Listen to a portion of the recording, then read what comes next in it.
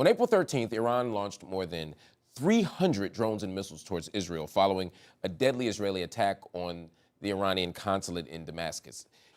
It's the first time Iran has directly attacked Israel, while Israel is weighing how it's going to respond to Iran's attack. And global leaders at the same time are saying, hey, you need some restraint here.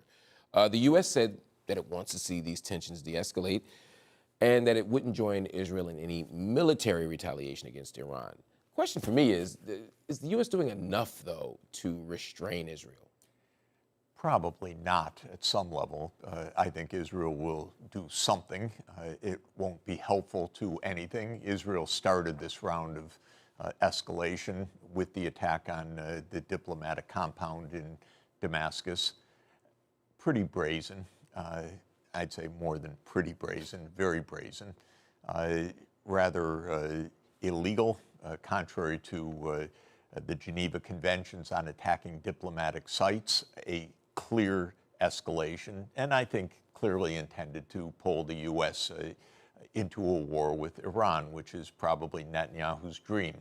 I don't think that's going to work. It's a terrible idea, terrible for Israel, terrible for the United States. And the U.S. has been pretty unequivocal about that. Biden said, we're not getting pulled into a military war. Right, and Netanyahu seems to think that he really runs the U.S. government, and sometimes it feels not that always way. wrong. Yeah. Exactly. Sometimes it feels that way. So he doesn't take Biden at face value in that sense. He thinks he can manipulate things or force the hand of the United States or get the U.S. to come meekly behind what Israel says, because after all, the U.S. keeps saying no red lines, ironclad commitment, and all the rest.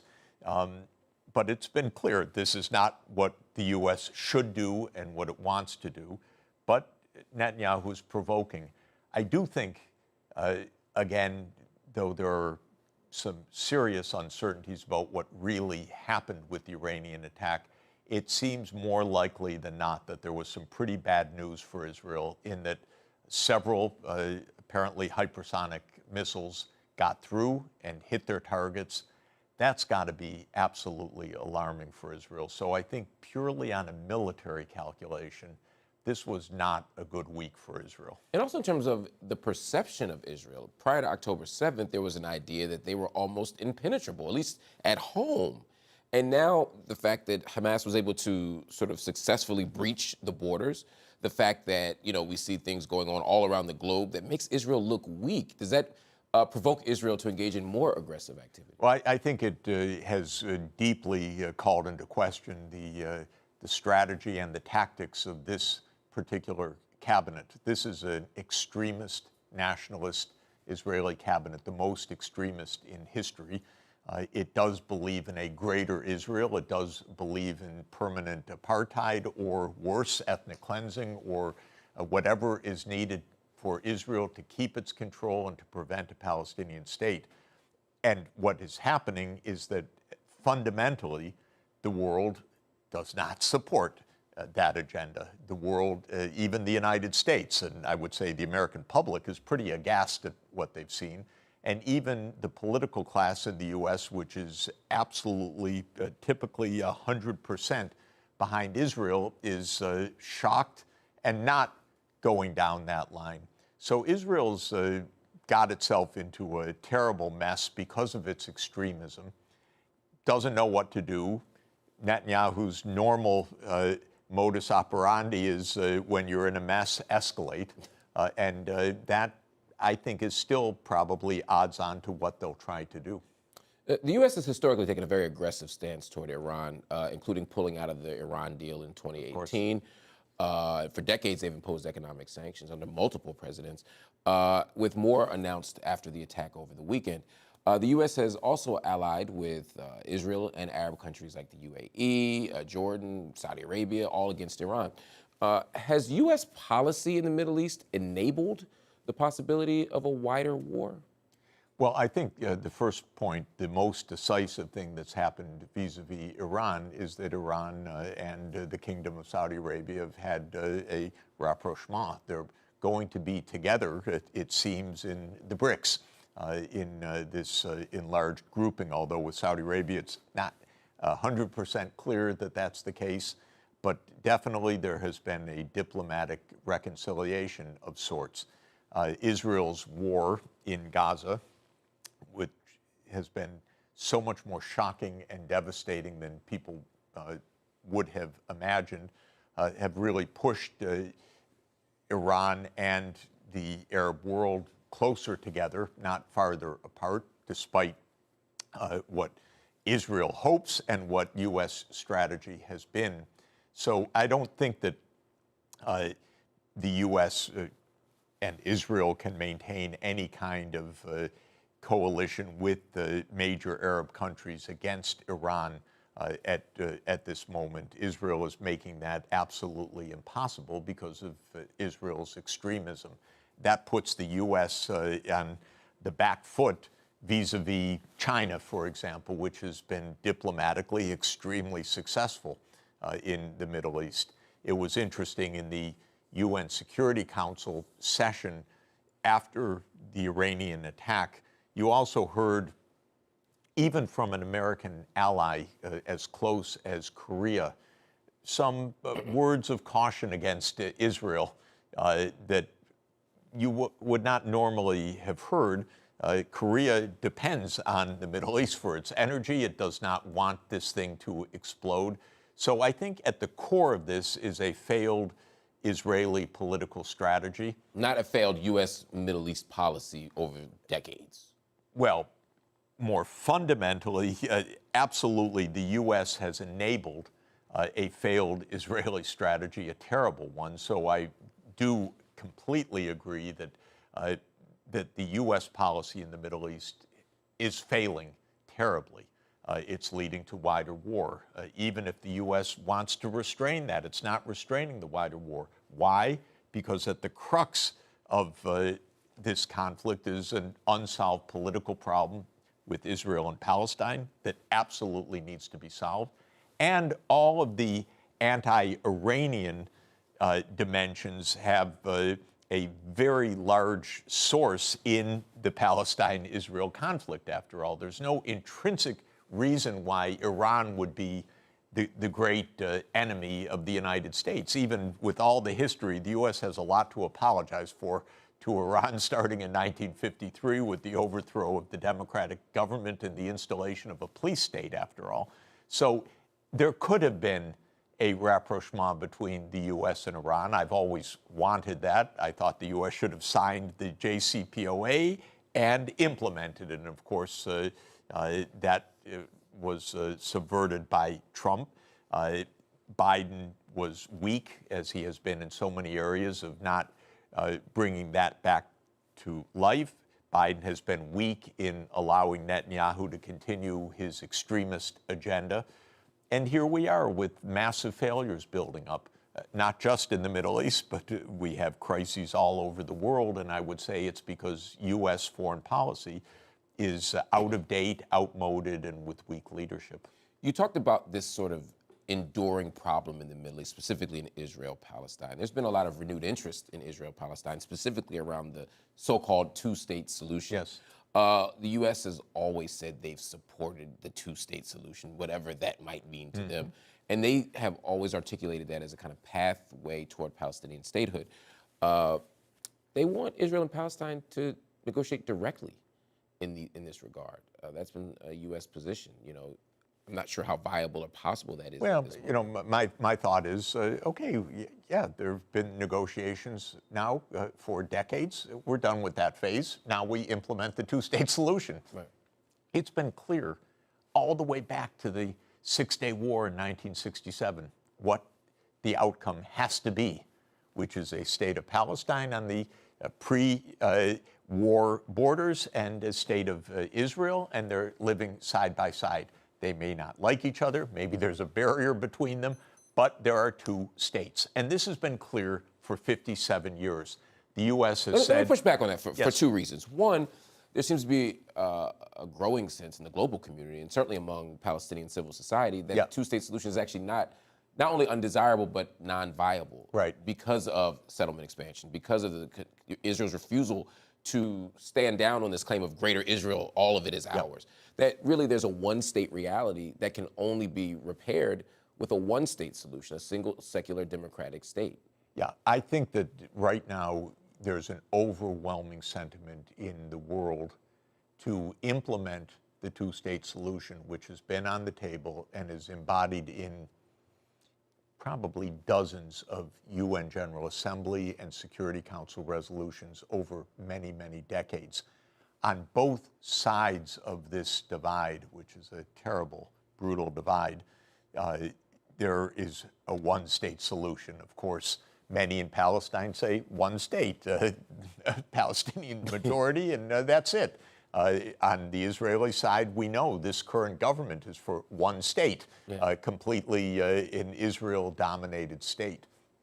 My view is that, practically speaking, these two sides do not get along, and there maybe in future generations, someday they will get along. But for the moment, the right answer is the one that has been embodied in resolution after resolution, but never enforced. And I agree, we're coming to the end of that road. The UN Security Council is getting ready for a vote on Palestinian membership in the UN based on the two-state solution. What does that mean? Talk to me about what that means as a practical matter. Perhaps recognition of Palestine as a state, membership That would be status. phenomenal. It'd be phenomenal. But you still have Netanyahu who's saying, perhaps as a pretext, but that post-October 7th, we can't even have a conversation about a two-state solution, that a permanent, durable solution has to include Israel having security control over Gaza and over the West Bank. If that's the case, then is this all just for nothing? No, because I don't think Netanyahu has the final word in this. I think the world community has the final word. And if we find, as I believe to be the case, that there's an absolutely overwhelming global sentiment, this war has to stop. Israel has to stop killing the people of Gaza.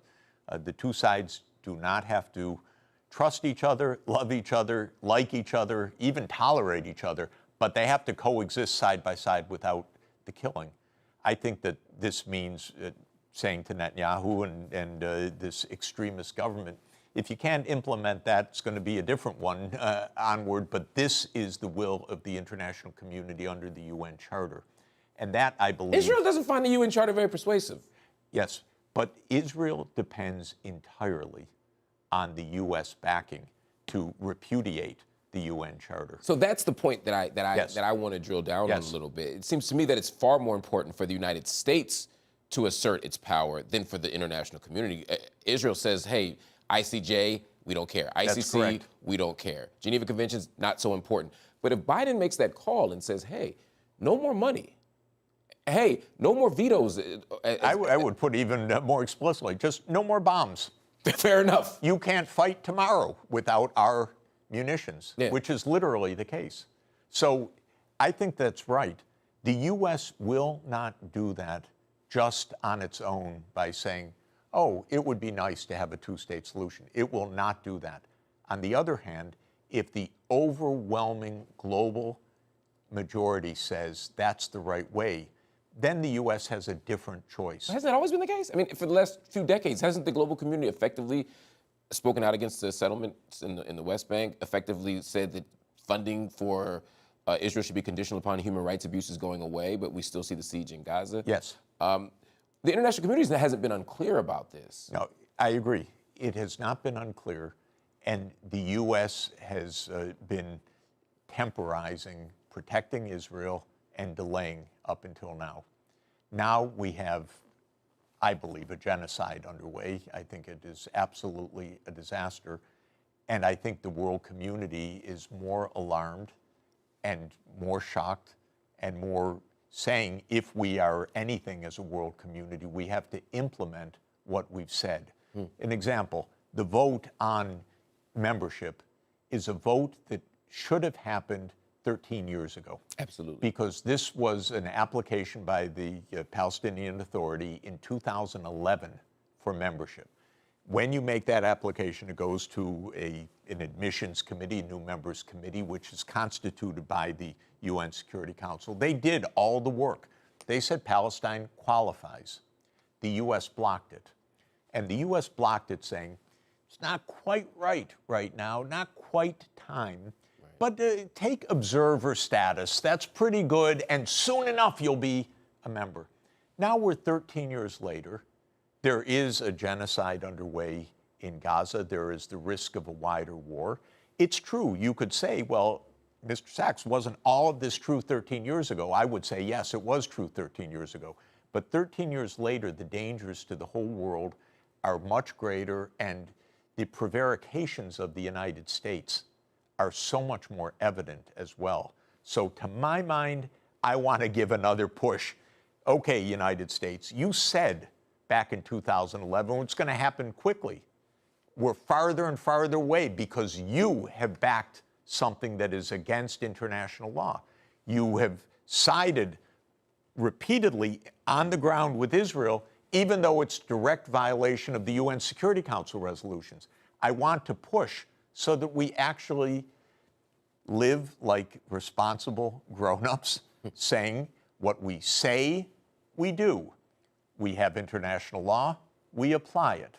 And I think this is a moment, if again it fails and fails, well, you're absolutely right. This will go down in history as A, a disaster, and B, as a long period of hypocrisy of shocking dimension, and C, somebody will have to come up in the next generation with different answers. But right now we have an answer that is viable, workable, practicable, and the question is for the United States, are you going to apply what the whole world says is needed and what the U.S. itself says is needed, or are you going to continue to fake it?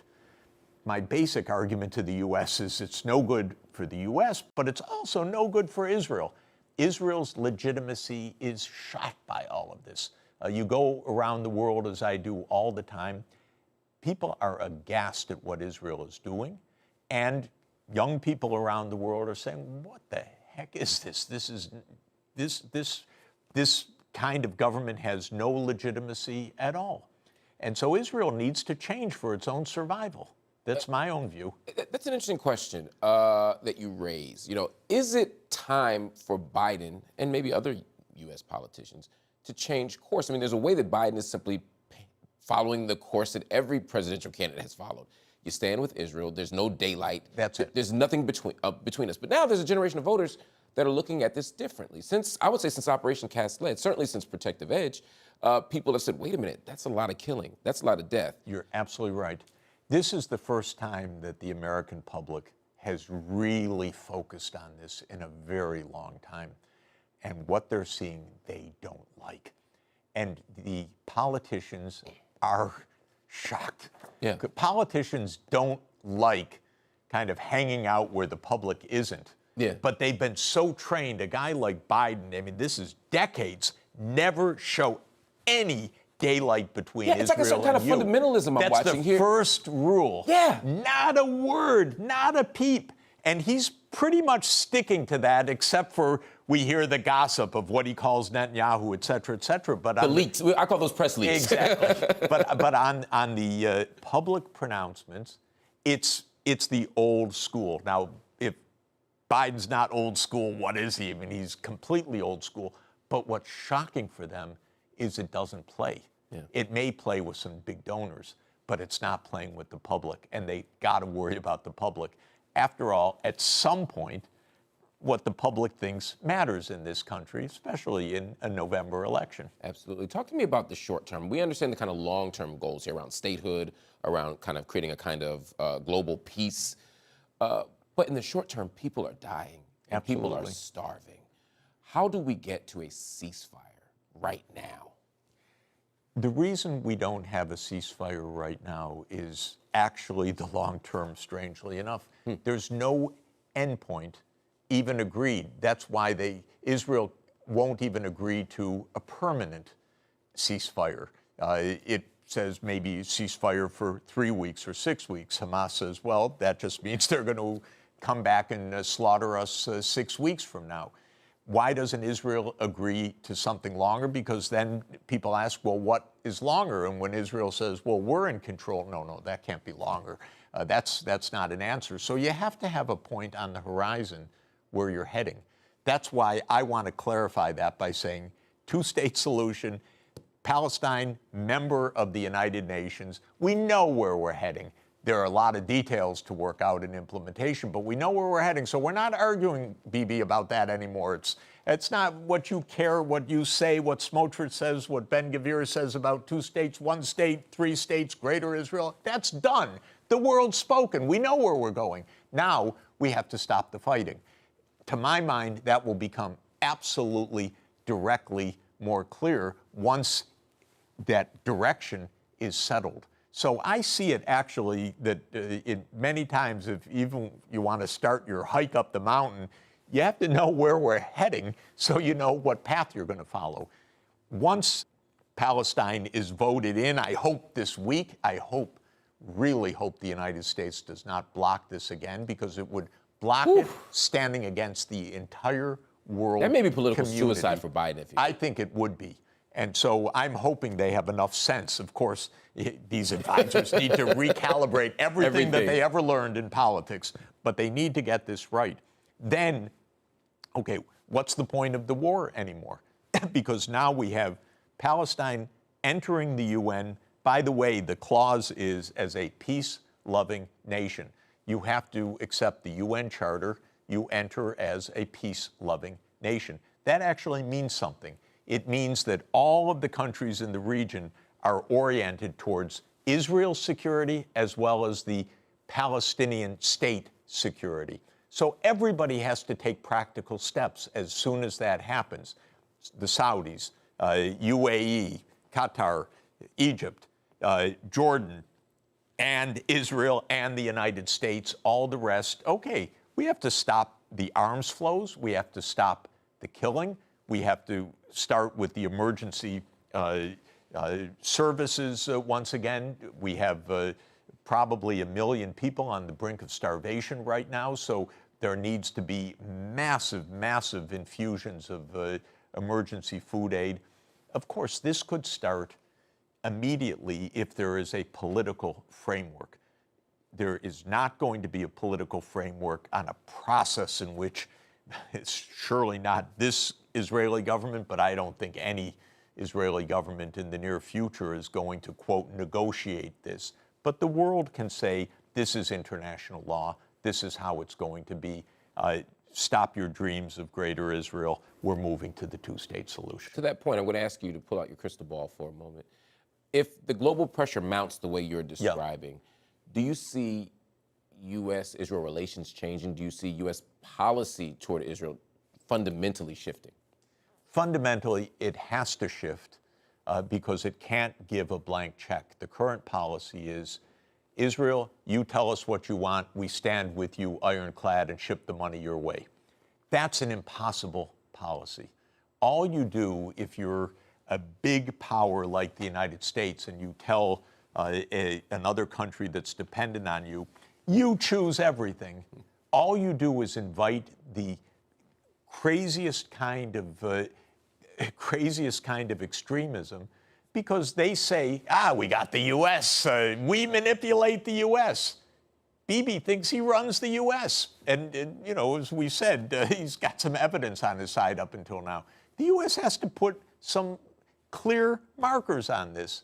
We have a policy. We don't want to divide with the rest of the world. We don't want it to be 2 countries, Israel and the United States, against the other 191 countries. We have some basic standards based on the UN Charter. Once Israel hears that, things will change, but that's a big change from now, because the current policy is, Israel, you tell us what you need or what you want, we back you.